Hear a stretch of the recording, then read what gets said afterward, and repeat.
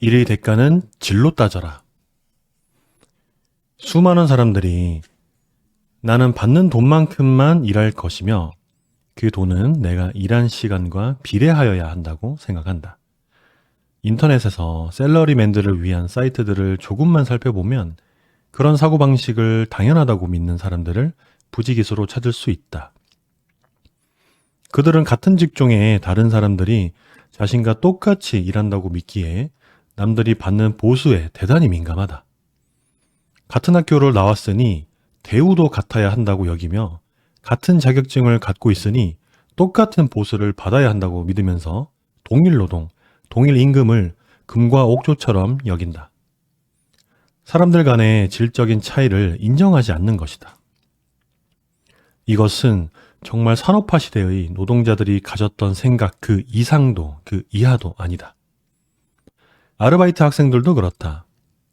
피자헛을 들여와 한때 엄청난 성공을 한 성신재는 창업자금 7만 2천 원에서 이렇게 말한다. 수많은 아르바이트 학생들을 써봤다. 이 중에는 나는 유명한 디자이너가 될 거야. 공인회계사가 될 거야 하면서 이까짓 아르바이트는 용돈 벌이니까 대충 시간만 때우다 가자 라고 생각하며 건성건성 일하는 학생들이 아주 많았다. 그들 중에서 단 한 명의 디자이너, 단 한 명의 공인회계사가 나오는 것을 본 적이 없다. 아르바이트로 접시 닦는 일을 하더라도 이에 미치는 사람이 본업에 돌아가서도 그 일에 미치고 결국은 성공하게 된다. 나 역시 그의 말에 전적으로 동의한다. 수많은 아르바이트 학생들 중에서 졸업 후 정식으로 채용하고 싶다고 사장이 말할 만한 학생이 과연 몇 명이나 있을까? 돈주머니를 가진 입장에서 볼 때 대부분은 언제라도 즉시 다른 사람으로 대체시킬 수 있는 정도의 일만 한다. 받는 대가가 얼마이므로 그 이상을 하게 되면 손해라고 생각하기 때문일까? 바로 그런 생각이 가난으로 가는 고속도로 행임을 명심하라. 스테이시 가델라는 대학 시절인 1994년 미국 애틀란타 에머리디 부근에 있는 식당에서 아르바이트를 하였다. 그녀는 접시를 하나 닦더라도 물기 없이 깨끗이 닦아 가지런히 정리해 놓는 등 남다른 열정과 헌신을 보였다. 그 자세가 매장 지배인의 눈에 들어 졸업 후 정식 입사했고 불과 5년 만에 본사의 마케팅 이사가 되었는데 그 기업이 미국 외식업계 4위인 아웃백 스테이크 하우스다. 업계에서 신데렐라로 불리는 가델라는 끈기, 헌신, 열정 세 가지 원칙에 따라 이 세상을 살아간다고 하였다. 1992년 고등학교를 졸업하자마자 용인의 에버랜드에서 티켓을 파는 등등의 평범한 직원으로 입사한 이은혜는 고객 서비스에 투철하였다. 한 가지 일화가 있다. 93년 추운 겨울 어느 날 저녁 무렵 4명의 가족 중 5살쯤 돼 보이는 어린아이가 시린발을 동동 구르고 있었다. 눈썰 매장을 이용하느라 옷은 물론 신발이 모두 젖었기 때문이었다. 이은혜는 어린이를 직원 휴게실로 안내해 발을 녹이게 하고 자신의 신발을 기꺼이 벗어주었다. 주위에서 뭐 그렇게까지 할 필요가 있느냐는 소리를 듣긴 했죠. 하지만 가족이라면 추운 데서 떨고 있는 그 아이를 그냥 두고 보지 않았을 겁니다. 그녀는 입사 후 1년 만에 베스트 서비스맨을 수상한 것을 비롯해 1호봉 특진 혜택, 미소 경진대회의 튤립상, 역할 연기 우수상, 삼성그룹의 품질 서비스 경진대회 회장상 등을 받았다. 그리고 입사 4년 만에 서비스 아카데미 강사로 전격 발탁되었다. 그녀를 시기하고 미워하는 동료들이 하나 둘이었을까? 톰 피터스, 경영에 관심이 있다면 이 사람의 모든 책을 반드시 읽어라. 내가 나의 글에서 인용만 하고 읽으라는 말을 하지 않는 책들은 안 읽어도 되는 책들이라고 보면 된다. 톰 피터스가 대표적인 지식인으로 소개하고 있는 샌프란시스코 리츠칼튼 호텔의 한 청소부. 버지니아 아주엘라, 하지만 그의 책에는 이와 관련된 자세한 내용이 나오지 않는다. 박태호 세네제이 주립대 경영학 교수가 그녀를 직접 만나 인터뷰를 한 뒤 98년 5월 12일 매일경제에 기고한 이야기를 요약하면 다음과 같다. 필리핀 출신의 그녀는 74년 당시 27세 아메리칸 드림을 꿈꾸며 미국으로 왔다. 고등학교 졸업의 학력으로 선택 가능한 직업은 호텔의 청소부였고 91년 리스칼튼에 입사하면서 총괄 품질 경영에 관한 교육을 받았다. 대다수의 동료들은 청소라는 허드렛 일에 무슨 품질 경영이냐고 비웃었으나 그녀는 달랐다. 그녀는 작은 메모 수첩에 그녀가 서비스한 객실 고객들에 대한 특성과 습관 등을 일목요연하게 정리하여 그 고객이 다시 왔을 때 그들이 원하는 객실 서비스를 제공하였다. 심지어 침대보 작업까지 개선하였다. 본래 호텔 측에서는 침대보 교체 작업을 과학적으로 연구 분석하여 2인 1조의 작업이 가장 효율적이라는 결론을 내렸다. 하지만 그녀는 새 침대보를 침대 사이즈에 맞춰 침대보를 까는 순서에 역순으로 접어 두면 작업 속도를 더 높일 수 있음을 알아냈던 것이다. 그녀는 고객 만족과 관련된 문제 해결에는 $2,000의 임의로 쓸 수 있는 재량권을 부여받았고 호텔 직원에게 주어지는 가장 영예로운 5스타상은 물론 말콤 볼드리지 생산성 대상까지 받았다. 6.25 동란 당시 고아가 되어 구두를 닦다가 17 나이에 미군 부대에서 세탁 같은 허드렛 일을 하던 이초로 그는 미군들이 맡긴 옷가지들에서 때가 잘 빠지지 않으면 삶아 빨았다. 돈을 더 받는 것도 아닌데 말이다. 폭격으로 파편을 맞아 그 수술 때문에 여차여차 노르웨이에서 살게 된 그는 배가 너무 고파 요리사가 되고자 하였고 주방에서 그릇 하나를 닦아도 정성을 다하였다. 그에게 2년 3년씩 감자만 깎는 일이 주어졌을 때 그는 요리의 종류에 따라 골라 쓸 수 있도록 감자를 여러 모양으로 깎아 놓았다. 그는 현재 노르웨이 라면 시장의 80%를 차지하고 있는 백만장자이다. 그의 이야기를 다룬 성공시대 다큐멘터리를 MBC 사이트에서 반드시 찾아보아라. 노르웨이 라면 왕 미스터리 이야기. 저자 이철호를 말한다. 내 경험 하나를 이야기하자. 미군 부대에 있는 대학을 다녔을 때 먹고 살고자 부대에서 흘러나오는 화장품이나 식료품들을 가방에 넣어갖고 부유층 아파트들을 돌아다니며 팔았던 적이 있다. 대부분 그런 물건들은 아줌마들이 팔았고 나 같은 남자 대학생은 전혀 없었기에 경비실을 통과하기도 만만치 않았다. 하지만 단 한 번이라도 문을 열어준 고객들에게 나는 정말 최선을 다하였다. 우선 나는 모든 상품에 붙어있는 영문 라벨들을 사전을 찾아가며 모조리 외웠다. 바세린 연고 하나를 팔더라도 눈 화장을 지울 때 사용하면 좋다는 내용도 잊지 않고 알려주었다. 그리고 눈화장을 지울 때는 큐팁, 면봉의 미국 상품명을 사용하라고 하였고 큐팁도 팔았다. 스팸 햄을 팔 때는 새로운 요리법들도 알려주었다. 결국 한 명의 고객을 만나게 되면 얼마 후 그 고객은 다른 고객을 소개하여 주었는데 정말 그 숫자가 기하급수적으로 늘어났으며 사전 주문도 생겨났다. 그 당시 내가 알게 된 원칙 몇 개, 남들이 하지 않는 서비스를 제공할 것, 절대 오늘의 이득에 눈이 멀면 안 되는다는 것, 부자들은 끼리끼리 산다는 것, 한 명의 고객으로부터 신뢰를 받게 되면 시간은 좀 걸리지만 그 주변의 모든 부자들도 언젠가는 내 고객이 된다는 것. 내가 나중에 누구까지 만나게 되었는지 아는가? 이름만 대면 알 수 있는 당시 최고의 연예인 몇몇 가지 내 고객이 되었다. 나는 이 일을 몇 년 하지 않았다.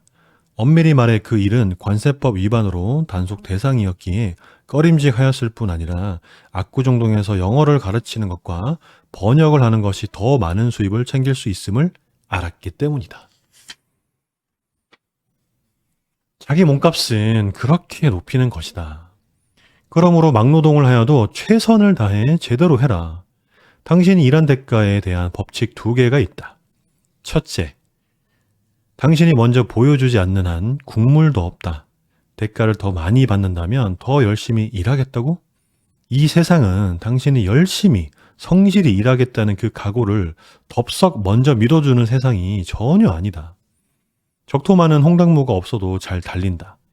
홍당무가 적다고 징징거리는 말들 치고 제대로 달리는 놈이 없다. 사람은 말이 아니라고? 돈 몇 푼 벌겠다고 스테이시 가델라, 이은예, 버지니아 아주엘라, 이철호가 했던 것처럼 그렇게까지 할 필요가 도대체 있느냐고? 무슨 햄쪼가리 하나 팔면서 요리법까지 알려주느냐고? 그냥 편하게 일하고 조금 벌겠다고? 뭐 그렇게 아둥바둥 살 필요가 있겠느냐고? 좋다. 그렇다면 당신 생각대로 그냥 계속 살아라. 아무도 안 말린다. 단 조건이 있다. 절대로 부자들을 부러워하지 말라. 왜냐하면 당신은 평생 가난하게 살 것이 뻔하기 때문이다. 하여간에 가난한 자들에게는 공통된 유전자가 있다. 막 속이 시원하게 쏴주시네요. 네. 둘째, 보상의 수레바퀴는 언제나 처음에는 천천히 돈다. 가속도가 붙기까지에는 시간이 소요된다.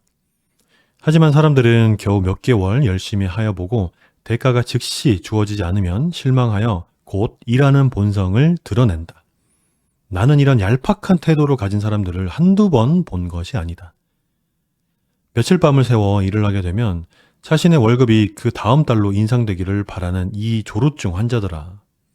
세상은 이미 당신 같은 사람들에게 한두 번 속아본 것이 아니기 때문에 쉽게 당신을 믿어주지 않는다는 것을 명심해라. 신의 경륜의 수레바퀴도 천천히 도는 법 아닌가. 다 자란 한우 한 마리의 가격은 300만 원 선이다. 그러나 건강하고 질병 없는 우수한 종자를 무남소들에게 나눠주는 경우 최고 3억 원까지 한다. 사람도 몸값이 비싼 사람이 있는가 하면 그렇지 않은 사람이 있다. 사람을 어떻게 짐승과 비교하느냐고? 나는 소를 소와 비교하는 것이 아니고 사람을 사람과 비교하는 것이다. 사람 위에 사람 없고 사람 밑에 사람 없다고? 사람은 누구나 평등하다고? 그것을 믿는가?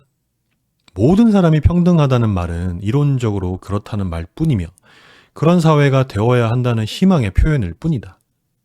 사람이 모두 평등한 경우는 생로병사와 신 앞에서 뿐이다. 내 말이 여전히 귀에 거슬린다면 사람은 모두 평등하지만 그 사람들이 만들어내는 일의 결과들은 절대 평등하지 않다고 말하면 어떨까? 모든 중국 음식점의 주방장들이 평등한 인간이라고 해서 그들이 만드는 짜장면의 맛과 가격이 똑같은 것은 아니지 않는가? 중요한 것은 당신도 맛없는 짜장면보다는 맛있는 짜장면을 더 좋아할 것이라는 사실이다. 자, 이제 몇 시간을 일하고 얼마를 받는지는 잊어버려라. 일의 질적인 결과에만 관심을 두어라. 몇 년 후에 받게 될 대우에 걸맞은 일솜씨를 지금 먼저 보여주어라. 부자가 아니라면 가진 것은 몸과 시간밖에 더 있겠는가? 그것들을 바쳐 일의 질을 높여라.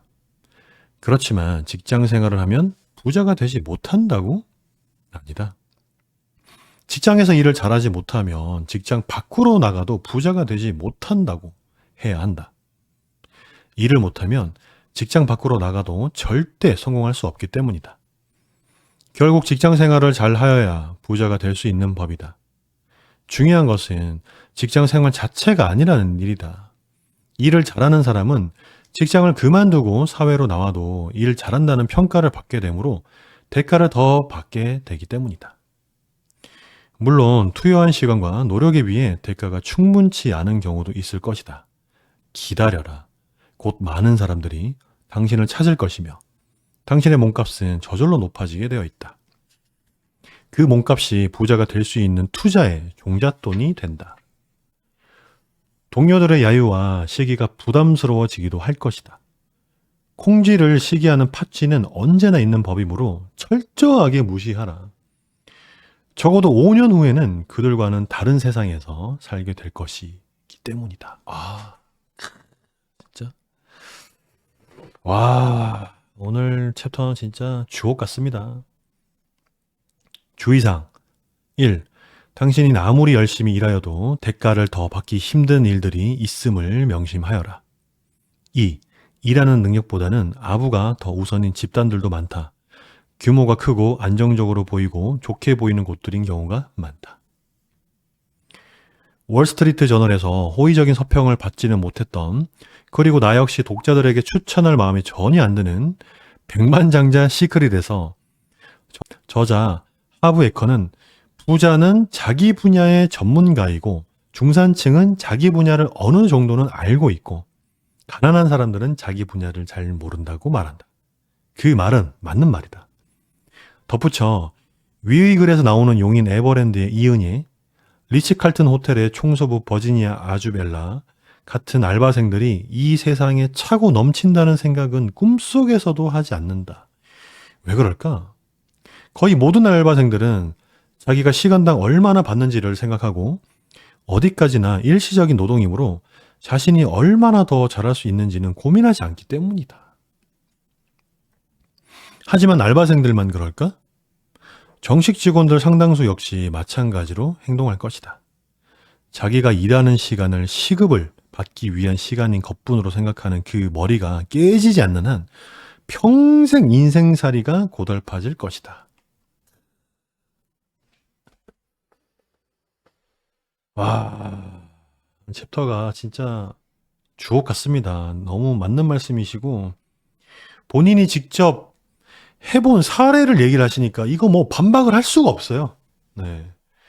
아니, 압구정에서 그 미군 물품을, 흘러나온 물품을 가지고 방문 판매죠? 방문 판매. 직접 찾아가서 문을 두드리고 제 물건을 소개하면서 사주십시오. 영업을 하는 거잖아요. 영업 중에서도 가장 어려운 거예요. 와, 그것도 어떻게 해서든지 잘 팔려고 공부하고 이 상품을 어떻게 레시피를 활용해서 어떻게 요리를 하면 더 좋을지 요리법도 알려주고 바사린의 추가적인 사용법 제2한 제3한 뭐 화장을 지울 때도 좋습니다. 이런 식으로 활용하는 방법에 대해서도 쭉 공부하고 알려주고 어떻게 하면 더 나의 상품을 소비자가 가치가 극대화될지 늘 고민하고 연구해서 그거를 직접 영업에 쓴다는 거잖아요. 그래서 단골이 한 명이 모였을 때 시간이 지나서 고객들을 2명, 3명, 4명 이렇게 입소문 마케팅 진짜 찐 오브 더 찐 마케팅으로 본인의 몸값은 또 올라가고 와 기가 막힙니다 진짜. 반박 불가, 반박 불가. 아, 오늘도 소중한 세이노 형님의 말씀 감사합니다. 이것으로 마치도록 하겠습니다.